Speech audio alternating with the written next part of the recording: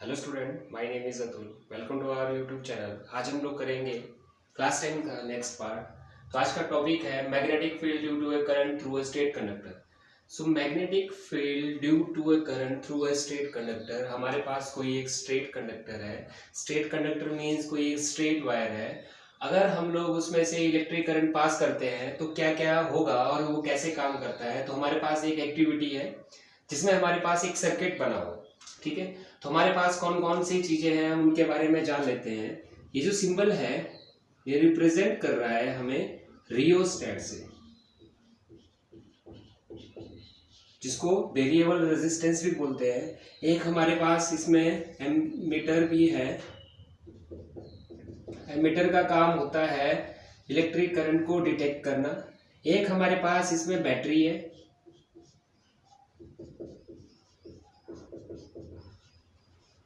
और एक हमारे पास कॉपर वायर है। साथ में एक की अटैच की गई है। ठीक है, तो चलो अब हम लोग इसका एक्सपेरिमेंट करते हैं कि ये काम कैसे करता है और इसमें कैसे कैसे इलेक्ट्रिक इफेक्ट की वजह से मैग्नेटिक फील्ड क्रिएट होती है। तो सबसे पहले हमने एक सर्किट बनाया जिसमें हमने रियोस्टेट, एमीटर, बैटरी की को अटैच किया। साथ में हमने एक ये जो है ये हमारे पास एक रेक्टेंगुलर कार्डबोर्ड है।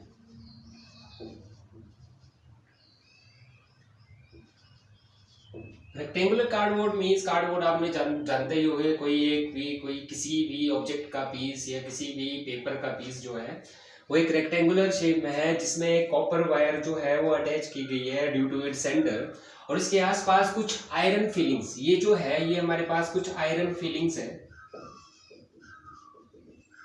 Iron filling means small PCs of iron article जो कि एक सॉल्ट की फॉर्म में है।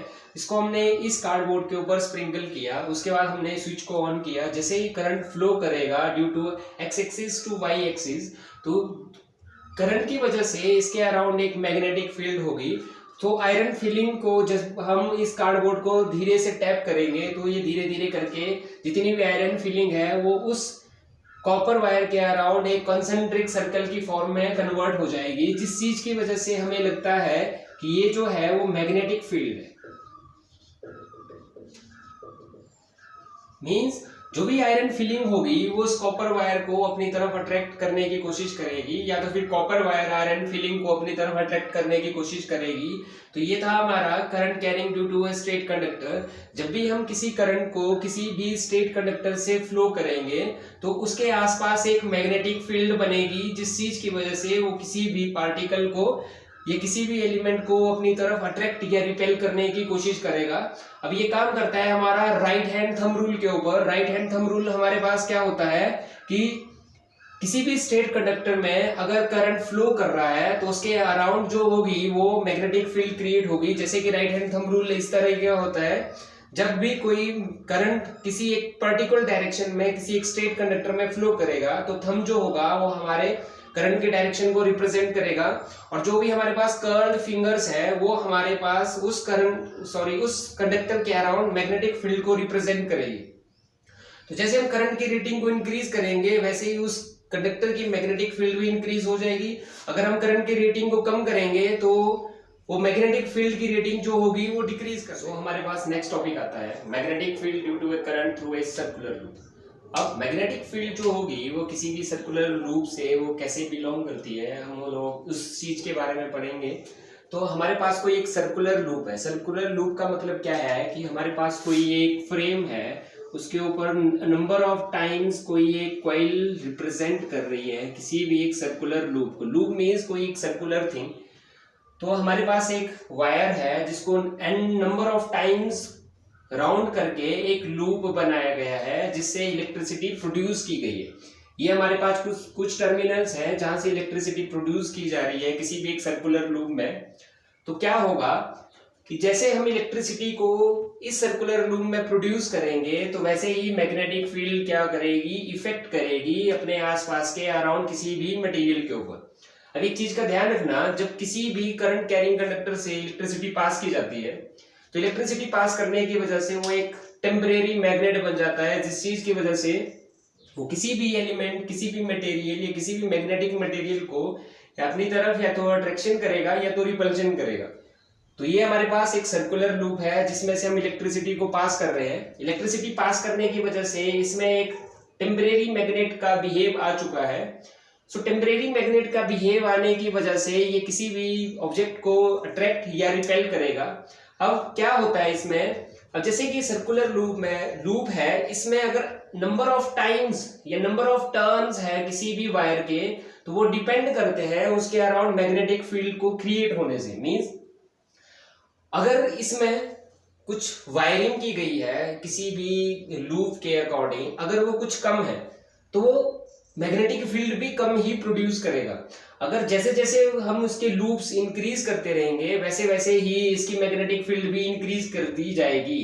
तो मींस जब भी हम सर्कुलर लूप में मैग्नेटिक फील्ड के बारे में बात करते हैं तो क्या होगा, अब वो मैग्नेटिक फील्ड जो होगी वो डिपेंड करती है उसके नंबर ऑफ टर्न्स के ऊपर। मींस अगर नंबर ऑफ टर्न्स किसी भी सर्कुलर लूप में अगर बहुत ही ज्यादा है तो उसकी मैग्नेटिक फील्ड भी बहुत ही ज्यादा होगी, या तो फिर अगर टर्न्स कम होंगे तो उसकी मैग्नेटिक फील्ड भी। हमारे पास नेक्स्ट टॉपिक आता है इलेक्ट्रिक मोटर।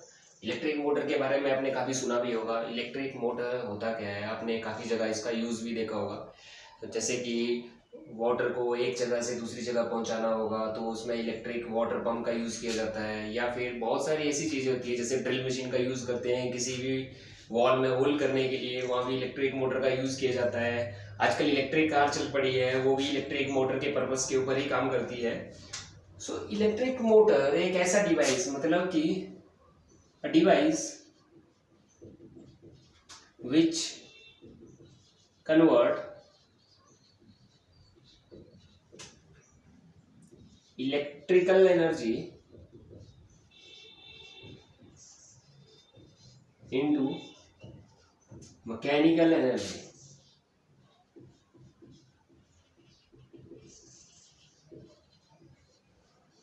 इलेक्ट्रिक मोटर एक ऐसा डिवाइस है जो किसी भी इलेक्ट्रिकल एनर्जी को मैकेनिकल एनर्जी में कन्वर्ट करता है। मींस कोई एक ऐसा इंस्ट्रूमेंट जिसमें इलेक्ट्रिसिटी दी जा रही है, इलेक्ट्रिसिटी आने की वजह से उसके हेल्प की वजह से हम लोग कोई भी मैकेनिकल काम कर सकते हैं। सो उसको हम इलेक्ट्रिक मोटर बोलते हैं। अब इसकी यूजेस क्या क्या है, कहाँ कहाँ इलेक्ट्रिक मोटर यूज की जाती है, आप लोग जानते ही होंगे, जैसे कि फैन, कंप्यूटर, वॉशिंग मशीन्स। सो बहुत सारे ऐसे अप्लायंसेस है जिसका हम यूज करते हैं और वो इलेक्ट्रिक मोटर के पर्पस के ऊपर ही काम करता है, जिससे हम कोई भी हाउस होल्ड थिंग हो गया, कमर्शियल थिंग्स हो गया, इनका यूज कर सकते हैं। तो इलेक्ट्रिक मोटर ये हमारे पास डेफिनेशन थी, ये हमारे पास कुछ यूजेस है, अपनी तरफ से भी आप लोग लिख सकते हो। इसके बारे में किस प्रिंसिपल के ऊपर ये काम करता है, इसकी कंस्ट्रक्शन कैसी होती है, इसकी वर्किंग कैसी होती है, वो हम नेक्स्ट वीडियो में करेंगे। सो आई होप आपको वीडियो अच्छा लगा होगा। So like, share and subscribe. Thank you so much.